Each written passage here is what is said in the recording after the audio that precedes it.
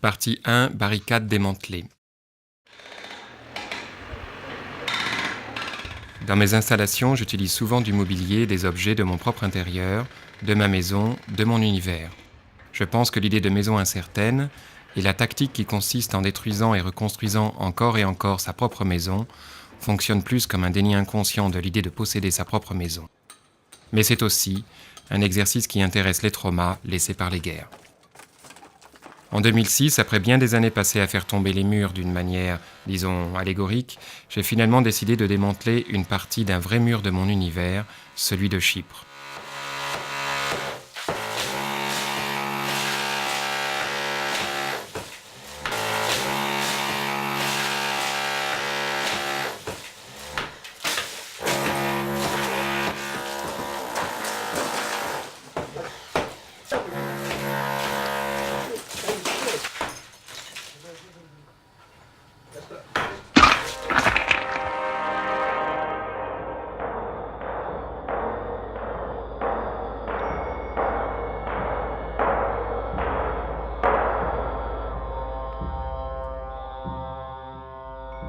Après de laborieuses, insistantes et douloureuses procédures administratives avec les autorités et la bureaucratie, j'ai finalement réussi à démanteler 3 parties du mur de séparation pour les transférer avec les barils qui le composent à la 27e Biennale de Sao Paulo et de l'intituler « Comment vivre ensemble ».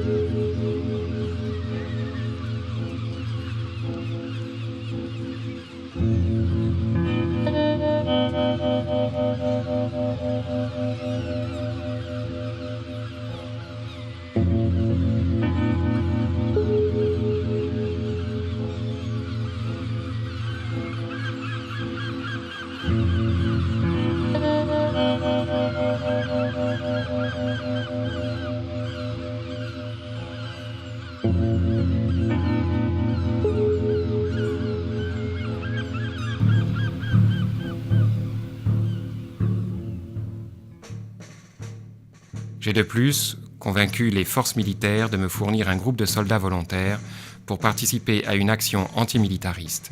C'était une opération vraiment difficile à faire à cause de l'actualité qui faisait venir à Chypre des milliers de réfugiés fuyant les combats au Liban.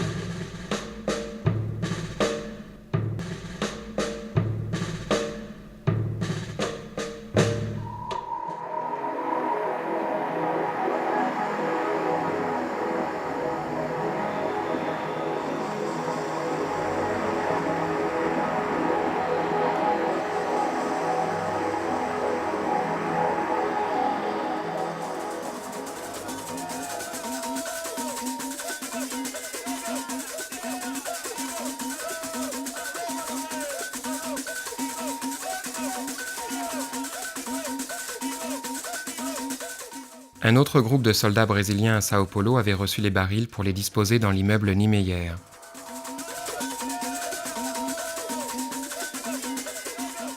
Contrastant avec leurs fonctions habituelles, les soldats chypriotes qui avaient pour tâche de protéger et de garder le mur se trouvaient subitement employés à le démanteler.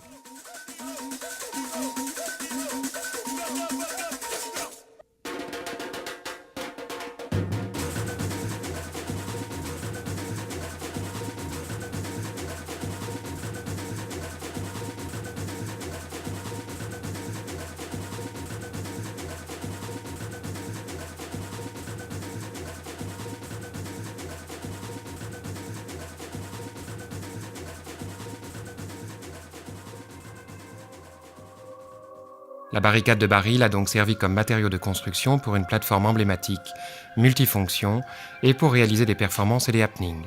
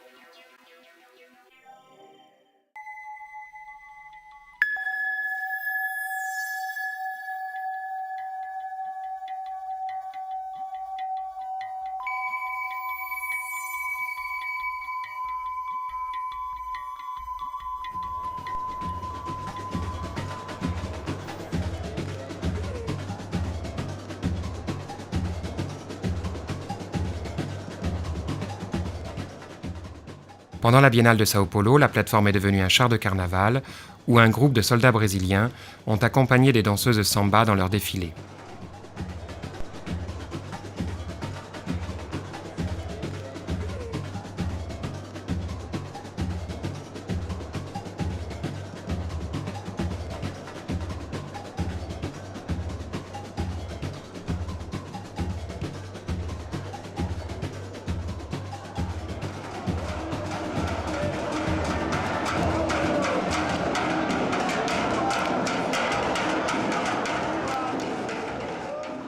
Pendant ces performances, les percussionnistes jouaient le rythme de la samba sur les barils de la barricade, devenus pour l'occasion des instruments de musique.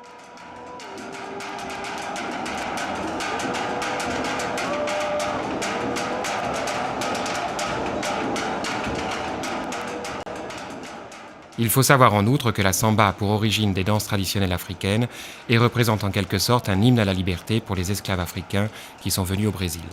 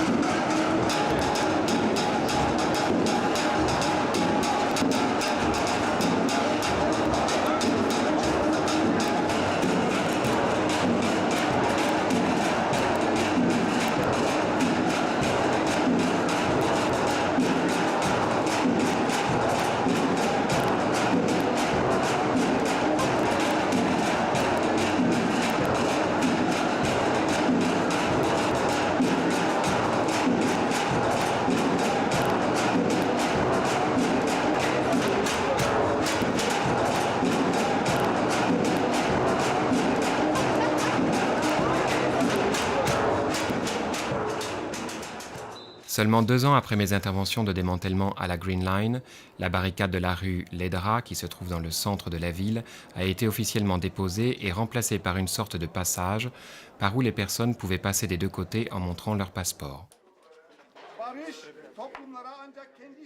La chute de ce mémorial de la division a apporté de nouvelles perspectives pour l'île. La rue Ledra, située dans le centre de Nicosie, est depuis toujours et reste une des plus populaires de la ville. Après la chute du mur de Berlin, Nicosie reste la seule capitale au monde à être divisée. La séparation est matérialisée par une ligne verte appelée Green Line, sorte de zone démilitarisée et administrée par l'ONU. En 1974, l'invasion turque et l'occupation de 36% du territoire de l'île a coupé littéralement la capitale en deux, et donc la barricade a coupé la rue Ledra en deux.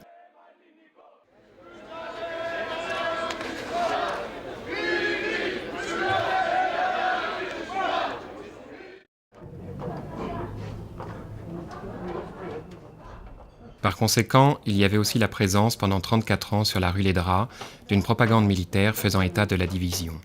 Tout cela a contribué à faire de ce site un endroit fort touristique. La structure consistait en une plateforme en bois qui courait le long du mur et qui marquait la fin de la partie grecque de la rue Ledra. Sur une des faces de la plateforme, il y avait une sorte de guérite militaire peinte avec des lignes bleues et blanches comme sur les drapeaux grecs. Et dans cette guérite, il y avait une sentinelle qui était chargée d'observer son homologue de l'autre partie de l'île, juste en face de lui. L'entrée de cette guérite pouvait se faire par un étroit escalier en métal d'une dizaine de marches. Les visiteurs étaient d'ailleurs sollicités pour le monter, et en temps normal, la sentinelle était autorisée à offrir ses services en fournissant des jumelles par lesquelles on pouvait voir l'autre côté. La signification de toute cette expérience était si importante que chaque fois qu'un homme politique de haut rang visitait Chypre pour la première fois, on le conviait à cet endroit pour qu'il fasse lui-même l'expérience de l'injustice de la division. Les visiteurs exprimaient combien cette expérience était choquante à leurs yeux, parce qu'elle était distillée physiquement par la coupure de la rue qui leur empêchait de continuer leur chemin. C'était toute la monstruosité de la division d'une île coupée en deux.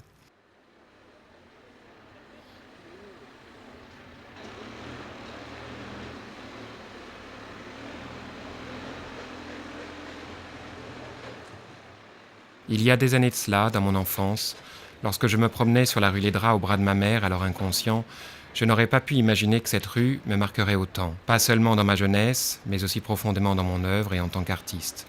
Plus tard, à l'âge de 17 ans, je me suis même engagé presque d'une manière compulsive au service militaire. Inoubliables et intenses souvenirs de la ligne verte nourrissent désormais irrémédiablement mon travail d'artiste. This road reflected the tension and conflicts between the two communities, and at the same time, their cooperation and friendship. It could be the fact that it runs through the heart of the capital of Cyprus. It could be the fact that while life goes on in both sides, these 70 meters remained frozen in time with the bullet-poked derelict buildings. Από πλευράς του Δήμου Λευκωσίας, η οποία έχει την ευθύνη για όλη αυτή τη δουλειά σε λίγες μέρες.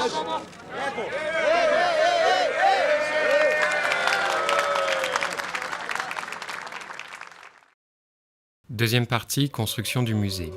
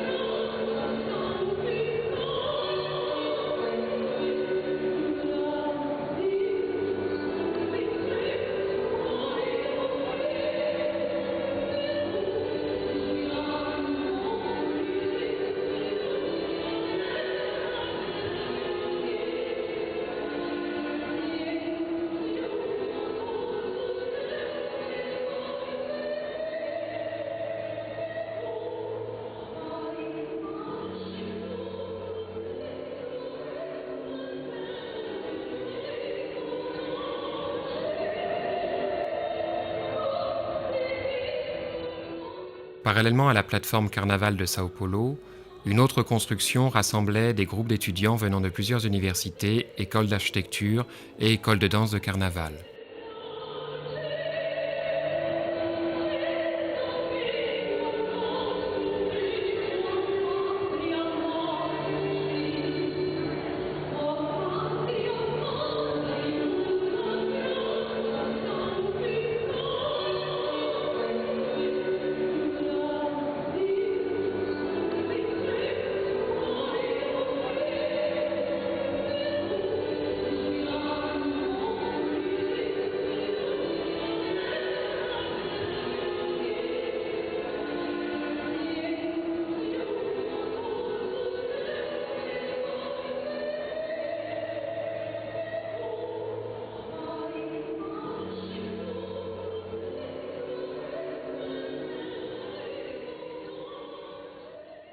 Ma construction était basée sur le concept d'un monument communiste construit à Berlin en 1926 sur les plans de l'architecte Mies van der Rohe à la mémoire de Rosa Luxemburg et de Karl Liebknecht, mais détruit par Hitler en 1933.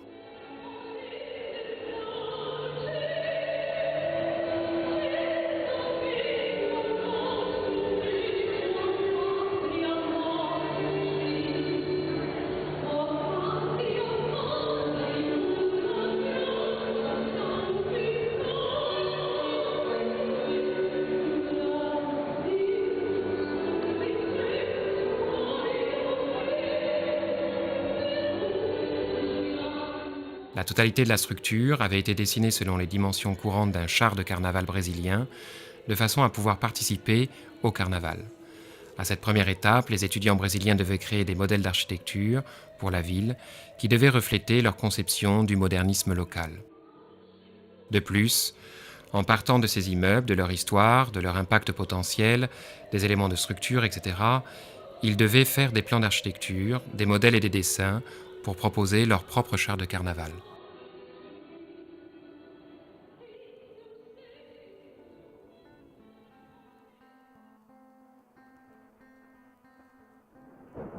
Comme tout moderniste qui avait le désir utopique de créer un monde meilleur, le char de carnaval à la Mies van der Rohe rappelait la nécessité de faire un modèle de musée, opérant finalement comme une petite réplique de la mythique arche, une sorte de métaphore du Arab Guggenheim Museum.